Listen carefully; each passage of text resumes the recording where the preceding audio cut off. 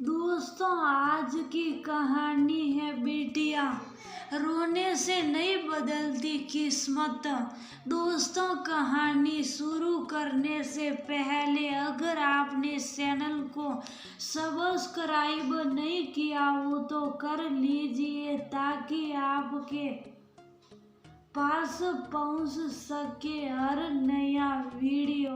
Shivani aunty अपनी किस्मत लकीरों में ही ढूंढ ही नहीं पाई। कभी भोर की पहली किरण के निकलने से पहले ही उठ जाती थी। कॉलोनी में धनवान घरों के कपड़े धोती थी। वह सुबह सवेरे कॉलोनी के सार्वजनिक नल में कपड़े धोते धोते ही उजाला हो जाता था। वापस आकर आंटी पापड़, चिप्स और बड़ी बनाने में जुट जाती थी। सुधा के घर में किराएदार थी शिवानी आंटी।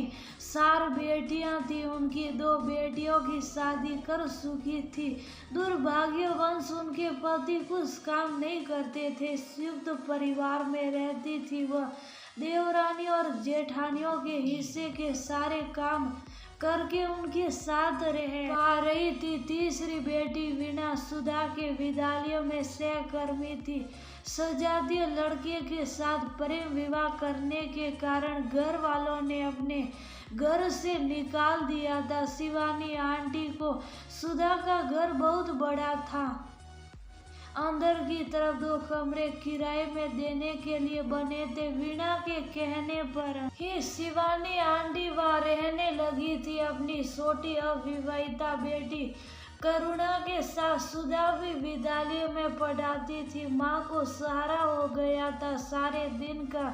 जब से आंटी किराएदार बनकर आई कभी उन्हें किराया देने की जरूरत ही नहीं पड़ी। माँ उनसे महीने भर अचार, पापड़ और बढ़िया बनवाती थी। घर के कपड़े भी धुलवा लेती थी।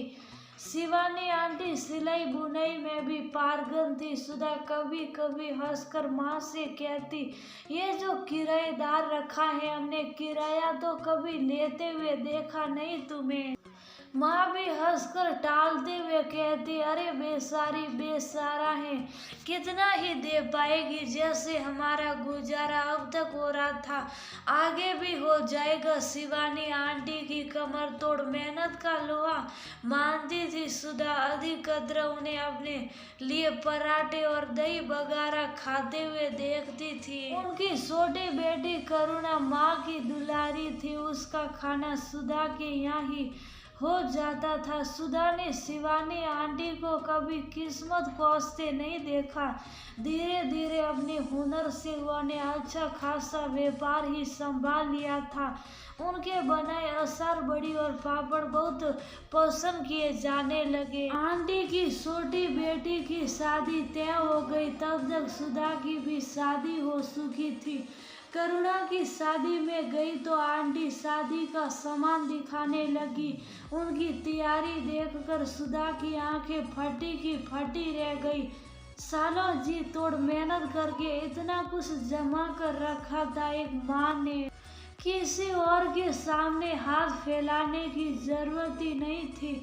उनके हाथ रूखे और कड़े हो चुके थे। सुधा ने दहेज का सामान देखकर उनके हाथ सूंघते हुए कहा, आंटी, इस दुनिया में सभी किस्मत को कोसते रहते हैं, अपने भाग्य का रोते रहते हैं।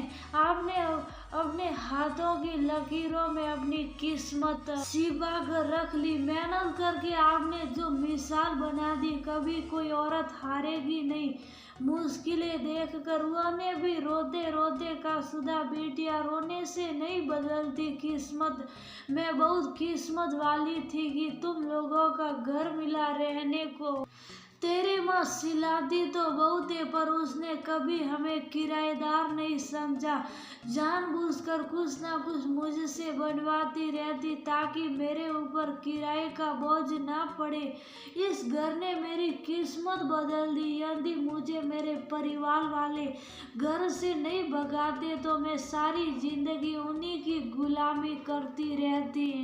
यहाँ आकर मैंने अपनी पसंद का काम शुरू किया। इस घर में बहुत बरकत है बेटा। शिवानी आंटी की बातें सुनकर सुधा ने भी माना कि इस घर में बहुत बरकत है। ईश्वर ने दादा दादी से ये विरासत शायद इसलिए बनवाई थी कि यही हमारे भविष्य का सहारा बनेगा। ये घर पिता की मौत के बाद इस घर में जवान विधवा माँ के साथ 3 जवान होती बेटियों को संभाला। इस घर ने एक बेसहारा माँ की बेटी को भी सहारा दिया। इस घर ने 2 साल के अंदर शिवानी आंटी ने सुधा का घर छोड़ दिया। माँ से ये जानकारी मिली थी सुधा को।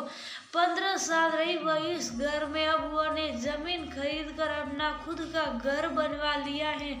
सुधा को बहुत खुशी हुई। मायके जाने पर आंटी से मिलने गई। आंटी ने अब अपनी मदद के लिए एक लड़की रख ली थी। सुधा ने चिप्स खाते हुए उन्हें छेड़ते हुए पूछा, अभी भी आप अपना काम कर रही है? कब तक हाथों को थकाती रहेगी आप? अब तो आराम कीजिए। कमर झुक गई। बेटियां दामाद सब आपको अपने साथ रखना चाहते हैं, क्यों नहीं जाती आप उनके साथ? वीणा कल ही शिकायत कर रही थी। आंटी चाय का कप थमाते हुए बोली, सुधा, इस हाथ ने ही मुझे सम्मान के साथ जिंदा रखा है। जिस दिन मैं अपने हाथ नहीं चला पाऊंगी ना, समझ लेना मेरी सांसें रुक गई। मेरे इन रूखे कड़े हाथों में ही मेरी किस्मत है। मैंने मुट्ठी में अपनी तकदीर का जितना हिस्सा आया बंद कर रखा है। जब तक मेरा शरीर चलेगा सभी पूछेंगे। जिस दिन बॉस बन गई ना, किसी पर कोई नहीं पूछेगा। मैंने अभी भी फिलहाल साल भर का अचार, बड़ी और पापड़ बना कर रखा है। तू खाकर बता कैसे बने हैं चिप्स। सुधा ने शिवानी आंटी के हाथों को माथे से लगाकर कहा, आंटी आपने मुझे हमेशा की तरह फिर सिखा दिया कि किस्मत हमारे खुद के हाथों की लकीरों में ही होती है। हम उन्हें इतना ज्यादा ढूंढने लगते हैं कि वे भूल भुलैया की तरह गायब हो जाती हैं। जो किस्मत का रोना न रोकर अपने हालात में खुश रहते हैं, किस्मत उन्हीं की बदलती है।